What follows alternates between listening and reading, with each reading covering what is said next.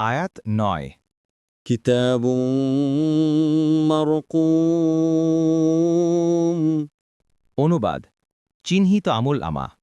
তাফসির মারকুম শব্দের কয়েকটি অর্থ আছে: লিখিত, চিহ্নিত এবং মোহরাঙ্কিত। অর্থাৎ কিতাবটি লেখা শেষ হওয়ার পর তাতে মোহর মেরে দেয়া হয়েছে, ফলে তাতে হ্রাসবৃদ্ধি ঘটবে না। আর কিতাব বলতে আমলনামা বোঝানো হয়েছে।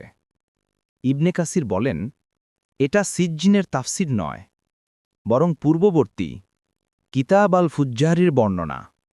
অর্থ এই যে, কাফির এবং পাপাচারীদের আমলনামা মোহর লাগিয়ে সংরক্ষিত করা হবে, ফলে এতে হ্রাসবৃদ্ধি ও পরিবর্তনের সম্ভাবনা থাকবে না। এই সংরক্ষণের স্থান হবে সিজ্জিন। এর প্রমাণ আমরা বাররা ইবনে আজিব রাদিয়াল্লাহু আনহু বর্ণিত হাদিসে দেখতে পাই। সেখানে বলা হয়েছে, মহান আল্লাহ কাফেরদের রূহ হরণ হওয়ার পর বলবেন, উক্তুবু কিতাবাহু ফি সিজ্জিনিন ফিল আরদিস সুফলা। তার কিতাবকে সর্বনিম্ন জমিনে সিজ্জিনে লিখে রাখ। মুসনাদে আহমাদ ৪, ২৮৭।